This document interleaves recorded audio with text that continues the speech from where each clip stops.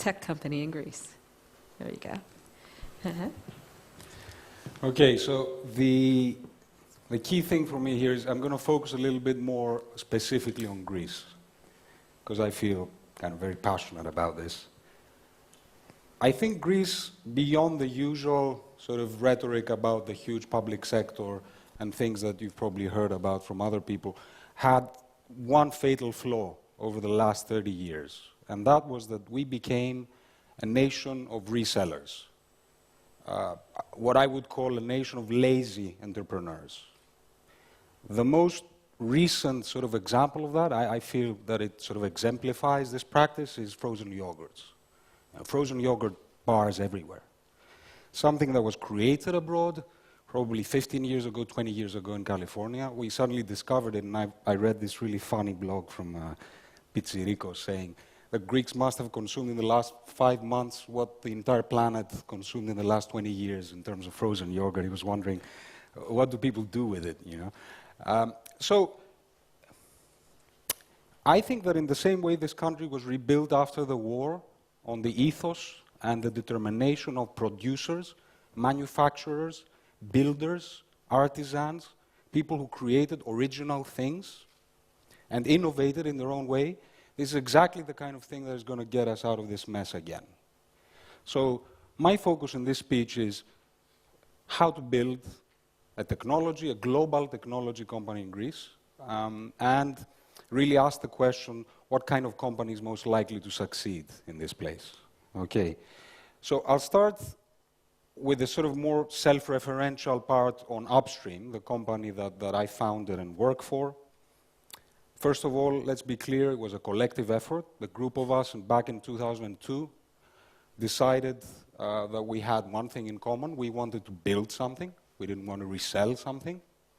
We wanted to build something for the world, not specifically for Greece. And really, we came down with the idea that because Greeks use mobiles a lot, we were sort of quite acquainted with this device, and because the rest of the world used mobiles a lot, it was a great opportunity to introduce what was back then a novelty item, which was to build a technology platform that would allow mostly large companies like Coca-Cola or Nestle or Vodafone and guys like that to use the mobile to market their products to their consumers. Pretty straightforward, it seems now. Back then, it was quite innovative. Now, we had the advantage here of having some really excellent technical resources from Polytechnio and you know, from the University of Crete and from the university, from universities around Greece.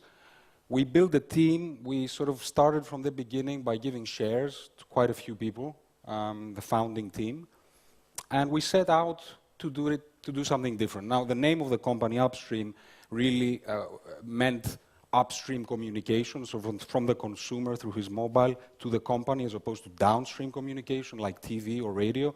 But now I see, I attach a different significance to it as well, which is that actually building this kind of company in Greece was pretty much swimming against the tide. Okay, it was tough and very rewarding. Now, 10 years later, we have about 500 million consumers using or receiving our marketing around the world in about 40 countries. We do this in 23 languages. We have 9 upstream offices around the world.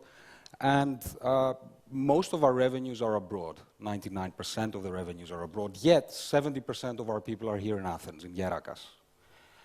And honestly, I think in the next 5 years, that percentage is going to grow. I think there's more of an opportunity to hire good people here than anywhere else. And you know, I'd never lived or worked in California, so we did set up an office in Redwood City, and you know, expecting to find the most amazing people. And yes, there are amazing people there. The thing is that they're really expensive, and they only stay for about 6-7 months because there's huge competition. So all I'm saying is there are a lot of myths going around. You know, there are a lot of good things about setting up a business like that in Greece.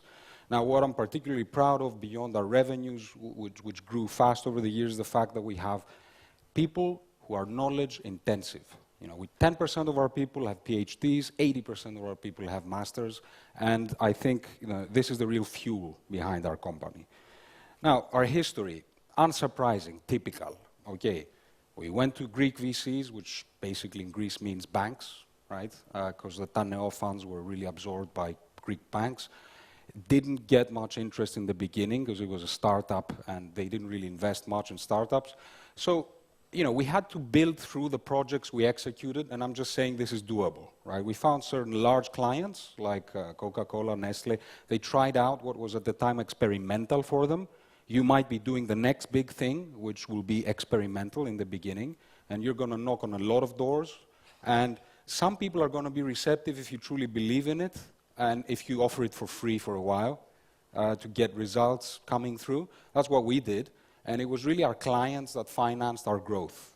And we got venture capital funding in 2008 when we were already relatively large. We're 100 million now, we were at 40 million then, and that's when we got VC funding. Up until then, it was really financed by our clients, this growth. Now, in terms of any kind of advice I've received and any kind of advice I give, I take it with a grain of salt always. I'm not a big believer in receiving advice.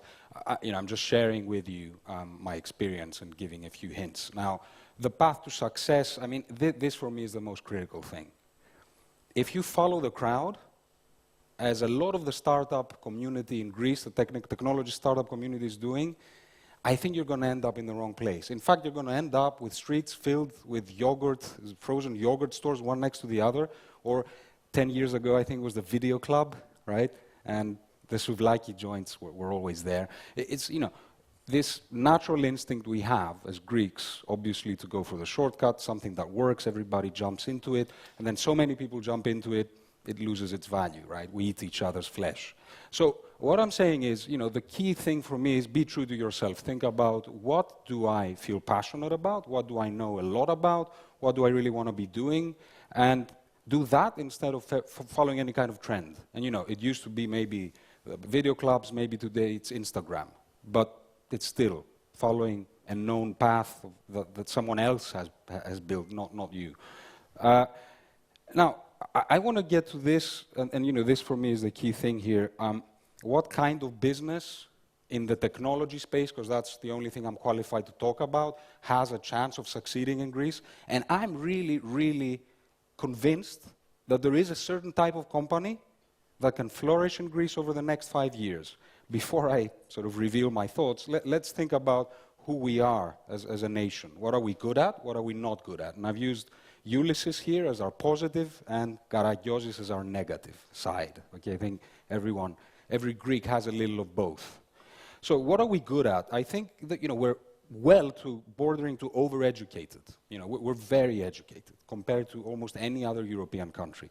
I think we're very, we're extroverts, both in behavior in terms of as well as travel. I think we're very flexible and cosmopolitan. We're pragmatic problem solvers. We are sprinters. The 2004 Olympics, I think, confirmed that beyond a doubt. We are hardworking, actually. All the statistics indicate that those who do work, which might be a minority within the country, but those who do work harder than most other Europeans. And we are very inventive when in tight corners, good negotiators, and a nation of small entrepreneurs. Okay, and these are our strengths, I think. We are not methodical and consistent. We are not disciplined. We are not long-term planners. We are not patient, and we are certainly not humble. Now, two countries I've been hearing a lot about. Mostly, I think, especially the sort of previous government was kind of set on the Swedish and Finnish examples as examples for this country in terms of entrepreneurship, but they are exactly these things, right? They are methodical, they are disciplined, they are long-term planners, and they have companies like Nokia, IKEA, H&M, and that kind of behemoth of a company, right?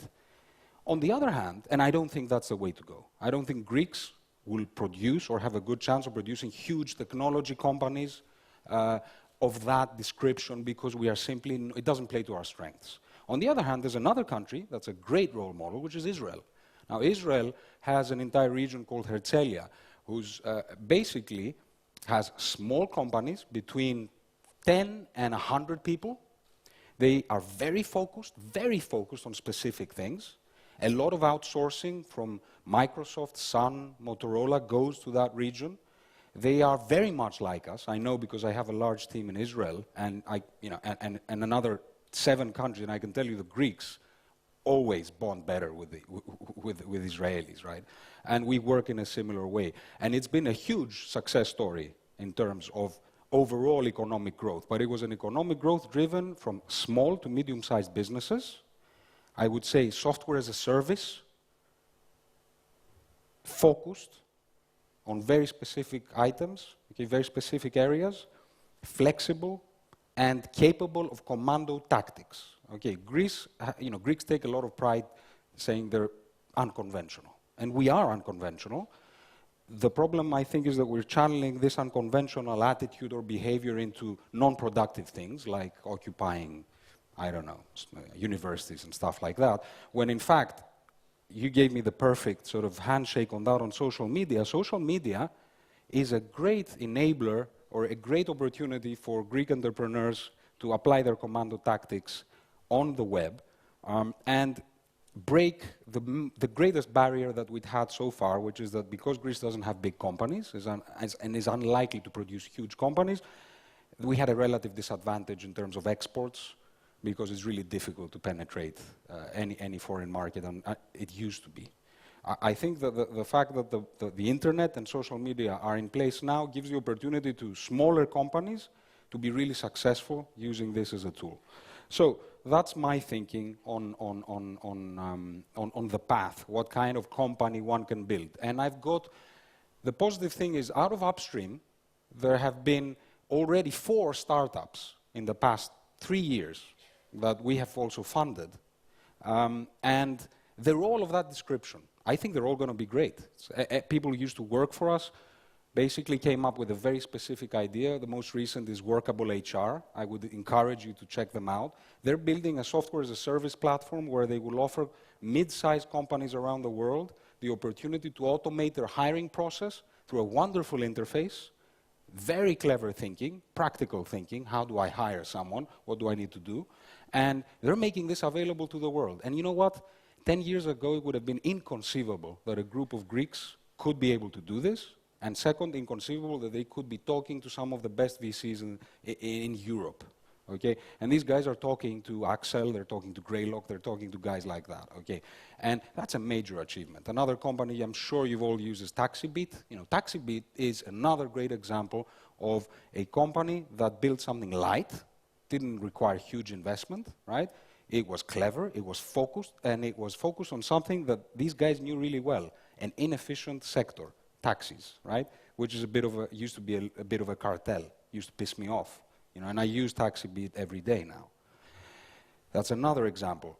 And honestly, I'm seeing more and more of these companies growing and happening in Greece, and personally, I'm really hopeful that this is the right direction. We don't yet have critical mass, but the opportunity for software as a service companies exporting to the world, focused on very specific items that the founders know well and understand well, is a great path, I think, for this country. And I'm a true believer, and I think, you know, more VCs and more rich Greeks and, you know, more I think forget the government. We don't need the government. We don't want the government involved in this, right? Should get involved. And, you know, in 2-3 years, we could have a really meaningful hub here, and we can turn this thing around. Thanks.